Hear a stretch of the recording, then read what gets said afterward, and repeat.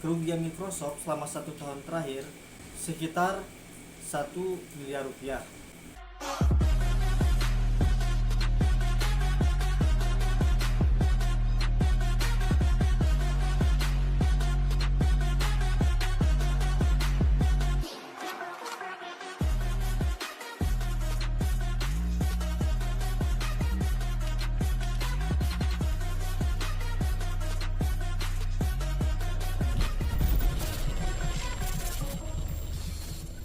Assalamualaikum warahmatullahi wabarakatuh.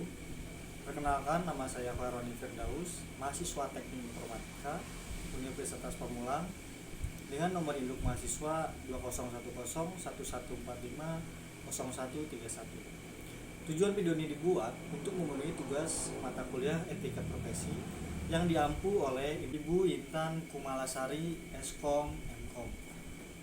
Pada kesempatan kali ini saya akan membahas sebuah kasus tentang pirasi.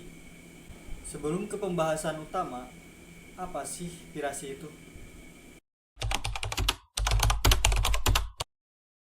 Pirasi adalah suatu pembajakan yang merujuk pada tindakan pelanggaran hukum dengan cara menggunakan, mendistribusikan, atau mereproduksi karya yang dilindungi hak cipta tanpa izin dari pemiliknya. Ada suatu kasus di mana polisi berhasil menangkap penjual software, yaitu Microsoft Windows bajakan di Glodok. Polda Metro Jaya berhasil menangkap penjual software Microsoft Windows bajakan di Glodok, Mangga 2, Jakarta Pusat. Pelaku menjual perangkat lunak bajakan tersebut seharga 500.000 sampai 750.000. 2 orang ditangkap dalam kasus ini, yakni perempuan dengan inisial FY selaku pemilik toko M dan laki-laki berinisial F pelaku pemilik toko P. Awi menyatakan kasus ini diungkap setelah pihaknya menerima laporan dari pihak Microsoft yang tergabung dalam Masyarakat Indonesia Anti Pembajakan atau disingkat MIAP.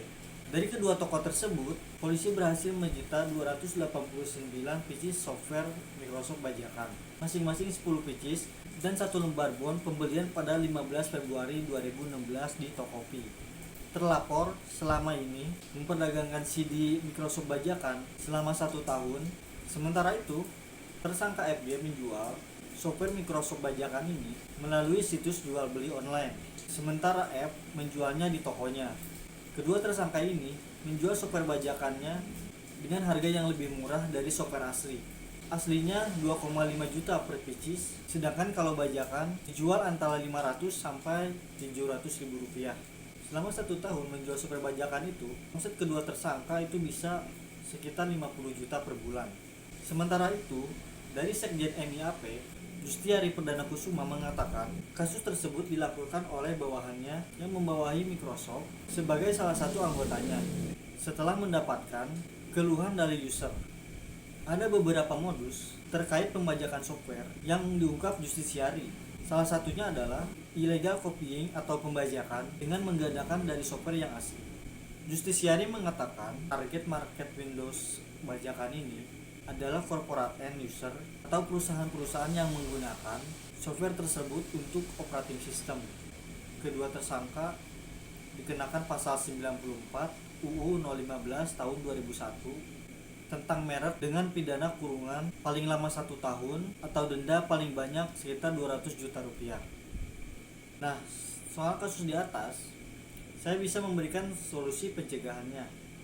Yang pertama, kita harus mengedukasi masyarakat tentang dampak negatif dari perangkat lunak bajakan melalui media sosial. Yang kedua, perusahaan perangkat lunak seperti Microsoft dapat menawarkan versi lisensi dengan harga yang lebih murah. Dan yang ketiga, menggunakan teknologi anti pembajakan. Dan yang terakhir, melakukan inspeksi atau melakukan razia rutin di pusat perdagangan, contohnya di Glodok tersebut. Oke, dalam kasus di atas, saya pribadi dapat menyimpulkan kasus ini melibatkan penangkapan 2 orang yang menjual software Microsoft Windows bajakan dan dijual dengan seharga 500 hingga 750.000 rupiah. Jauh lebih murah dari software aslinya yang dijual seharga 2.500.000 dan dijual kembali dengan bajakan seharga 500.000 rupiah. Penangkapan ini terjadi ketika ada laporan dari pihak Microsoftnya, dari MIAP, yaitu dengan kerugian sekitar 1 miliar rupiah pada 1 tahun. Para pelaku menghadapi pidana selama 1 tahun atau denda maksimal sekitar 200 juta rupiah. Sekian kasus yang telah saya bahas, itu saja yang dapat saya sampaikan. Terima kasih. Wassalamualaikum warahmatullahi wabarakatuh.